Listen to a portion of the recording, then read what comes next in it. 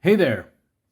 So today I'm bringing you the review of two flashlights that I recently received from Neil's Gadgets. Thank you, Neil, for sending the flashlight for review, and I will provide my view on these flashlights, some good points, some points to improve eventually, and you can find the links in the description, non-affiliate links, so that you can at least see where to buy these two lights. So this is the brands NLightD. If you have seen my videos, you have probably seen an LEP flashlight that I reviewed some time ago, but these two are LED flashlights. So this model is the E1, and I got one flashlight with an SFT25R, that is a throwy, and the other one should be a Nichia 519A, but is a 219A in 3000 K. Sorry, I always mess with the numbers. So let's open this, and we've got the user manual here and some spare O-rings inside. I won't need to open it, and this was like a protector. Let me try to show you. A protector for, well, it flies, for the glass. So remove dust from lens, but I will put this aside. One of the flashlights is here, and let's open the second one. Also the user manual, also the protection. This is the clip, and here are the O-rings. All of this aside, I have a MAO, M-A-O, and I have the black anodizing. You can find it also in copper, in titanium, polished, or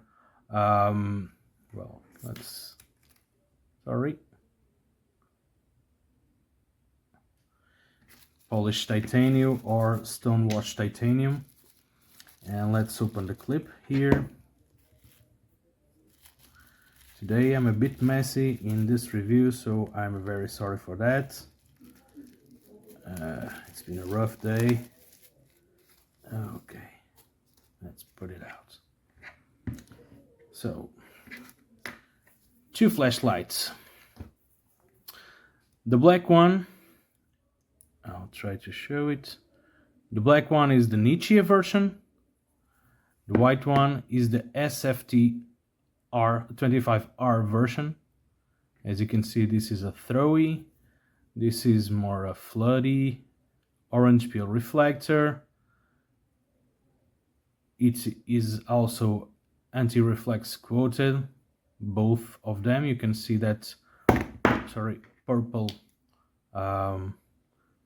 marks over there. Let's go back. So what can I say of these two flashlights? They are very similar to the L1 that I recently reviewed. That this is the LEP. And they are mostly identical, but the LEP version is slightly smaller here in the tail cap. So the LED version is longer here in the tail cap. Other than that, the dimensions are practically the same. Okay, LEP, LED. Let's put it aside. And like the LEP version, this one has a forward clicky switch. So before turning it on, you can, see the levels. 2, 3, 4. Both of them have 4 modes, like Moonlight, low, medium, high. It has memory mode, so if you turn it on, and then you turn it off and it will turn on in the same level. One thing that I wanted to say is that you have to wait around 3 seconds if you want to, well, turn, how can I say, explain this? So you check a mode and then you want to turn it on, or at least half press all again in the same mode. You have to wait some seconds, otherwise it will go up. So this is the Moonlight, and now I will turn it off, and then I will try to half press. If I quickly half press, it goes up in the levels. But if you wait a little bit, 1, 2, 3, you see it's always turning on in the lowest mode. Of course, if you click for on and off very quickly, it will of course turn on in the next level. Like I said, both of them have forward clicky switch, double-sided deep carry pocket clip. These are grooves for tritium or other glow materials that you have. Both of them have a great feel, great anodizing. These are very sturdy hosts. I really like them. I don't know if it was Neil that made them, but well, these are actually incredible hosts. Very, very strong flashlights. I will disassemble this part here. So you can dismantle the flashlight, let's call it that way. You can access all the parts. Now this one is cracking my nerves. Yeah, but it's open. So it's not glued. So you can access and replace the lens. You can replace the reflector. You can even replace the LED. There's a white gasket over there.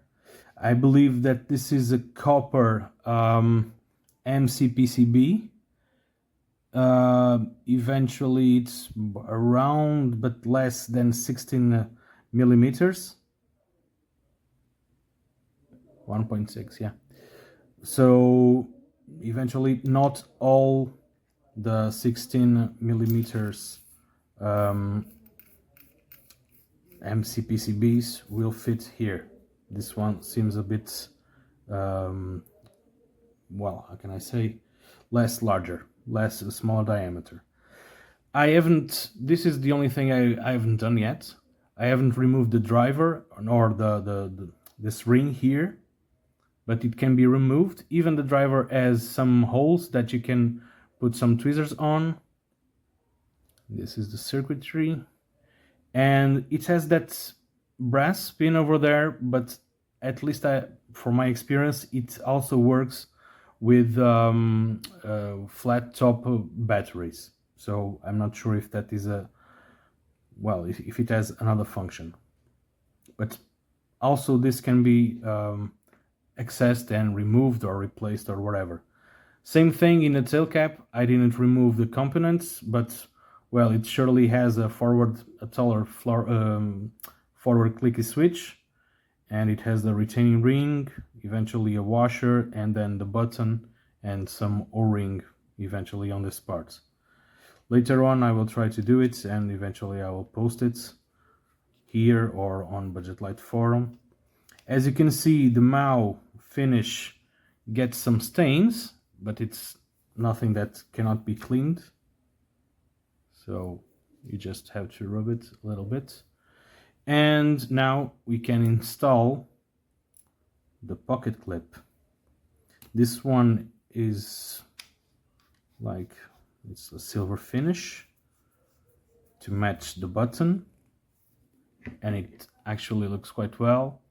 This one is all black, and the internals are the same thing. And I will just show you the reflector. This one is an orange peel, that one is a smooth, this one is an orange peel, and the same thing with the MCPCB. I haven't done internal measurings because, well, I will probably only modify the driver if needed, but other than that, they are very, very sturdy flashlights. I feel that I could throw this to someone and, well, hurt the person badly. I won't do that, of course. So let's try to do this. Okay,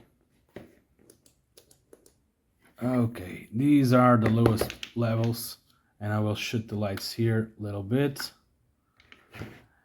This one is the Nichia, this one is the SFT25R.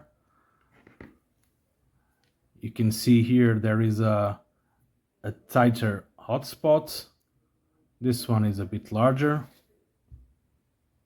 and you can see the color is a bit different. Well, this one is like around 65,000K, and this one 3,000K. Okay, and the Nichia one is ICRI. So the flashlights are on the lowest level. Now I will have to turn it off to pass to the next mode.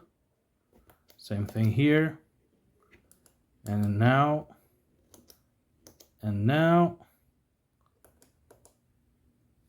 and you can see that this beam is much tighter than this one. This is a bit floodier.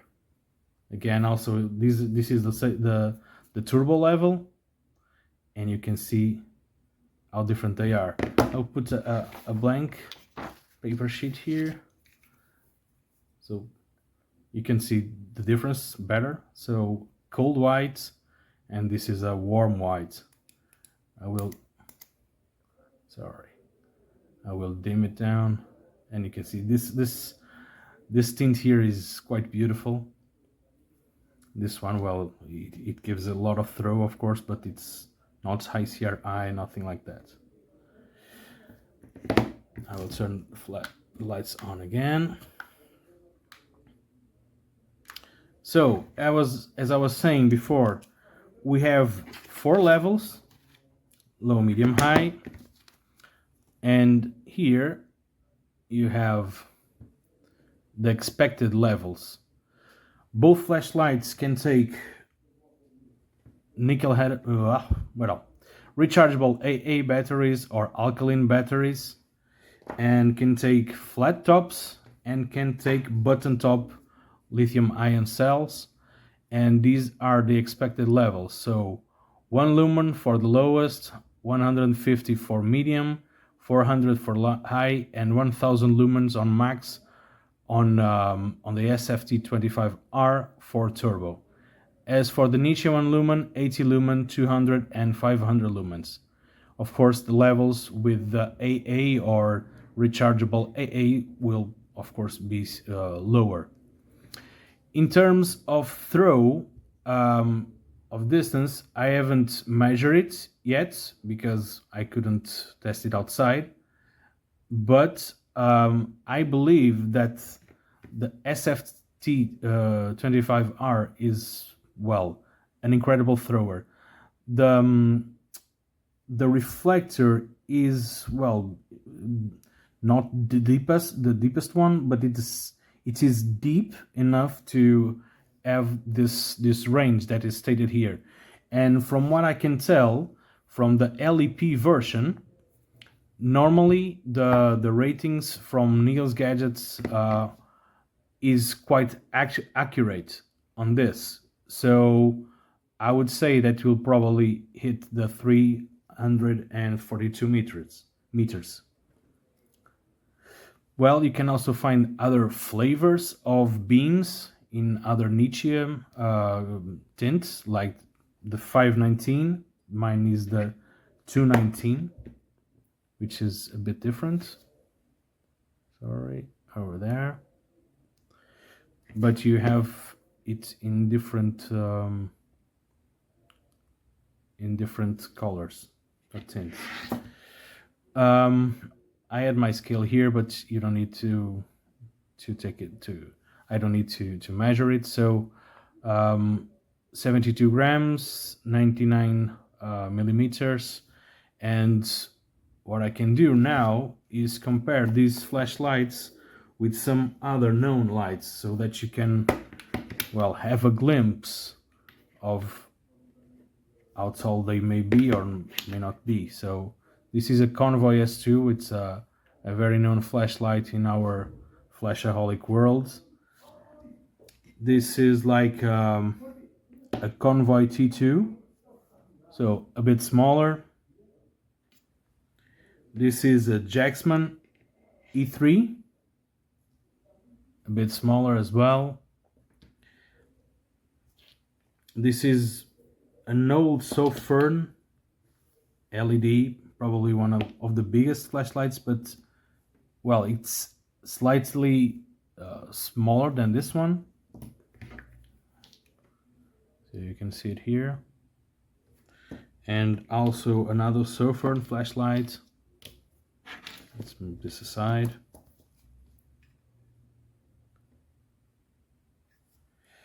So these of course are not small flashlights, and if you want to compare it with the tiniest ones like the Lumintop F3 AA, well, of course it's a lot bigger, but it's also a lot more robust, and it has different characteristics. This is an E-switch, this is a forward clicky switch, this is it has different LEDs.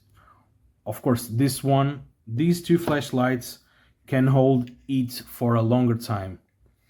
And well, it's something that I would like to show you. I've written it on paper. I've done some tests, 7-minute tests with both AAs and lithium ion cells. The AAs I was using were these Panasonic rechargeable batteries. They have some years already, but they are still good. And as for the lithium ion cells, they were the Vapcell H10. So on AAs, you can see that the flashlight, the light drops around 1 minute on both of them. Then a second drop around 1 minute and 30 seconds. Then it gets stable from minute 2 up to minute 7. It is the same thing on both. Also, the body temperature is very low. On the Nichia one, it's like 31 Celsius degrees on the end of the test, and 29 degrees on the SFT25R. As for the lithium ion batteries, the first drop is around 1 minute and 15. Then on the SFT25R, there's a second slight drop around minute 2. And then on both flashlights, the second major drop is around 3 minutes and 30 seconds. After that, from minute 7 up to after minute 4 up to minute 7, both of them are very stable. And well, I didn't do a longer test because I don't have the time for that. I'm sorry. On the Nichia version, the temperature got a lot higher, but it could be held in hand. I held it on the end of the test, and it was good, and it was still around 40 Celsius degrees, and 39 degrees on the SFT25R, and at the end of the test it was like 36 degrees. Both batteries were freshly charged, and they are some of the highest drain batteries, and at the end of the test they were at 4.04 and 4.05 volts on each flashlight. What can I tell you more than this? They are IP68 dust proof and waterproof. I can attest that these are really sealed.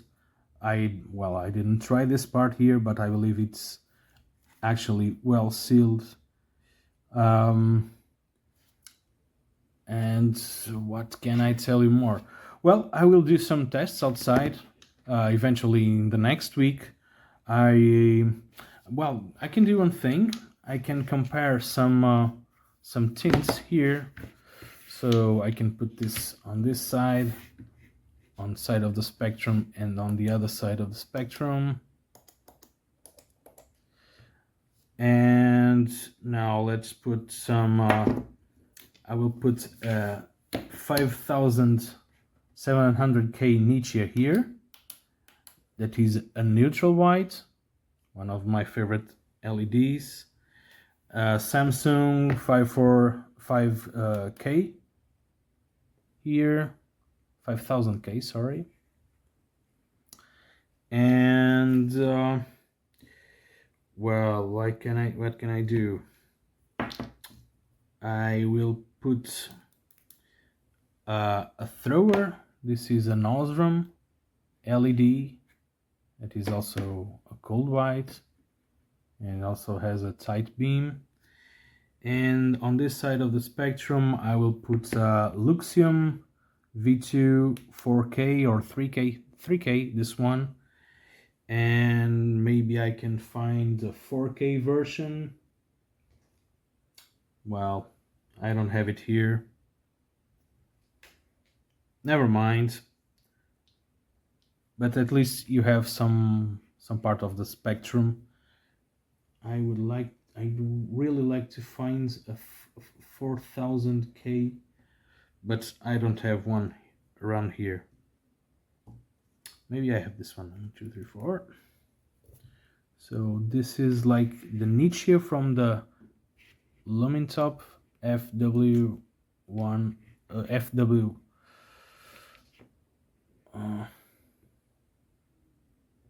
Okay. So the coolest ones, the medium ones, and now the warmest ones. So 3000K, around 4500, 500, 5000, 5700, and these are the coolest one, around 6500K. And that's it. I will turn this off so that you have a good range here in the spectrum of the tints. And well, I will put this here. This is another flashlight that I will compare with both of these. It is the Nightcore MT1A Pro. It is also a throwy flashlight, and I will compare it with especially the SFT25R version. So that's pretty much it. I would like to thank you for watching this review. If you have some questions or comments, leave them down in the comment section, of course. And let me know what you think about these flashlights or something that I missed and that you wanted to see here in the video. Leave it down below, and well, let's put them till standing. Yes, like this. Both NLight, the 3 NLight LEDs. And that's pretty much it. Thanks for watching, and have a nice day whenever it is.